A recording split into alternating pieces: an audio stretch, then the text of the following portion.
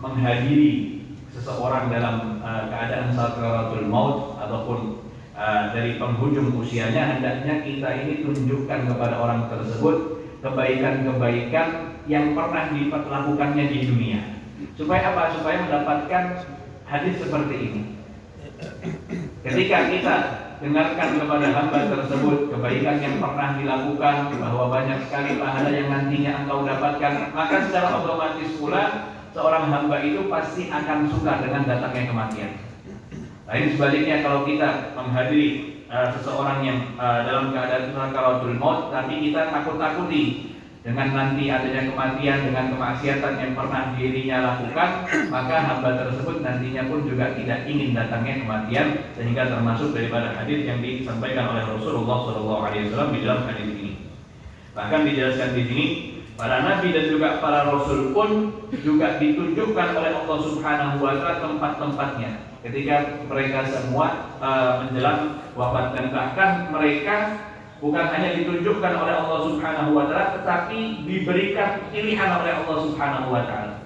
Apakah sudah ingin berjumpa dengan Allah Subhanahu wa taala atau ingin tetap lebih lama lagi di dunia. Dijelaskan oleh dalam hadis Rasulullah SAW, innahu lam yuqbal nabiyyun qattu hatta yara maq'adahu minal jannati thumma yukhayyar. Kalau seorang nabi, pasti yang ditunjukkan oleh Allah Subhanahu wa taala adalah surga. Tapi di situ diberikan pilihan oleh Allah Subhanahu wa taala apakah dirinya sudah ingin masuk ke dalam tempat tersebut atau ingin lebih lama lagi tinggal di dunia. Dan ini pun juga dijelaskan oleh Siti Aisyah radhiyallahu anha, bagaimana Rasulullah SAW ketika menjelang sakaratul maut. Dijelaskan di dalam hadis yang lain bahwa Rasulullah SAW ketika itu seringkali meletakkan tangannya di air dan mengusap wajahnya karena beratnya sakaratul maut. Dan di situ Rasulullah SAW, sebagaimana diceritakan oleh Siti Aisyah, sempat pingsan sebelum wafat. Dan ketika siuman ataupun sadar, Rasulullah SAW mengatakan Allahumma ar-rafiqul a'la. Di situ Rasulullah SAW menginginkan perjumpaan dengan Allah Subhanahu wa taala, dan di situ Siti Aisyah mengatakan qultu idzan la yakhtaruna. Rasulullah SAW tidak memilih kita, tapi memilih perjumpaan dengan Allah Subhanahu wa taala. Di dalam hadis tersebut, di dalam hadis yang lain yang mana kita ketahui bahwa Rasulullah SAW ketika wafat itu berada di pangkuannya Siti Aisyah radhiyallahu anha. Punggungnya Rasulullah SAW itu bersandar dengan dadanya Siti Aisyah radhiyallahu anha.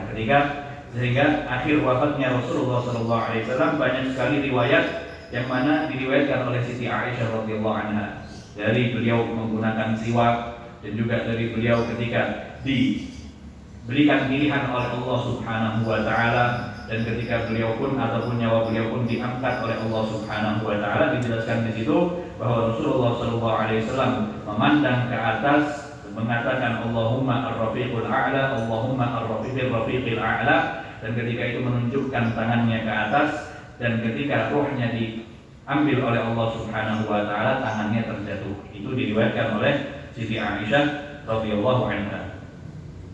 Dan juga di dalam hadis yang lain masih mengenai kematian, dijelaskan di sini Rasulullah SAW pernah menyampaikan kepada sahabatnya yang diriwayatkan di sini oleh Abi Qatadah Al-Ansari. Di situ Abi Qatadah menceritakan ketika Rasulullah SAW sedang duduk bersama kita, tiba-tiba qurra alaihi bi janazatin. Tiba-tiba lewat di antara ataupun di dekat Rasulullah SAW jenazah. Maka di situ Rasulullah SAW mengatakan mustarihun wa mustarahun minhu. Mustarih yang artinya seorang mayit itu mendapatkan ketenangan, kenyamanan, atau orang yang ada di dunia ini mendapatkan ketenangan dan juga keamanan dengan wafatnya orang tersebut. Maka di situ para sahabat bertanya kepada Rasulullah SAW, apa yang dimaksud al-mustarih atau al-mustarahu minhu? Maka dijelaskan oleh Rasulullah SAW, al-abdul mu'min yastarihu min nasabid dunya wa adaha ila rahmatillah. Orang yang mustarih di dalam jenazah tersebut jikalau hamba tersebut adalah hamba yang beriman kepada Allah Subhanahu wa taala, sehingga benar-benar dirinya itu istirahat daripada kehidupan, capeknya, sulitnya kehidupan di dunia ini, dan juga banyaknya cobaan Allah Subhanahu wa taala di dunia ini, sehingga orang tersebut beristirahat daripada kehidupan ini menuju rahmatnya Allah Subhanahu wa taala. Sedangkan wal mustara'u minhu, maka hamba dijelaskan oleh Rasulullah SAW, dirinya adalah seorang hamba yang fajir, yang senantiasa melakukan kemaksiatan kepada Allah Subhanahu wa taala.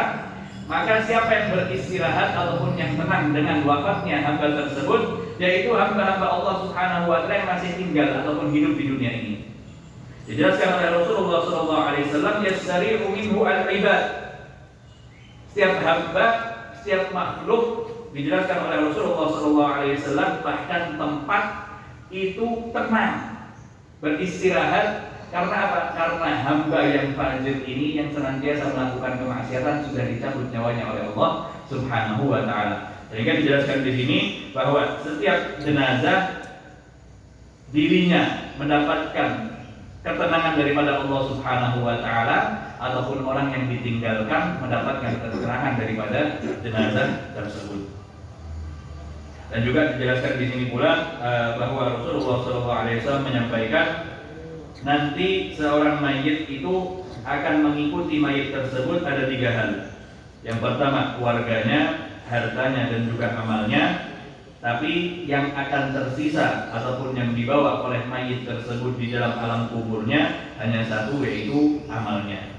Semoga kita semua tergolong orang-orang yang mustarih, yang mana kita tenang daripada dengan datangnya kematian, daripada susahnya kehidupan di dunia ini menuju ke rahmatnya Allah Subhanahu wa taala, dan tergolong orang-orang yang memiliki amalan-amalan yang banyak, sehingga ketika kita menuju alamul barzakh memiliki tabungan amalan baik di sisi Allah Subhanahu wa taala. Dijelaskan lagi di dalam hadis yang lain,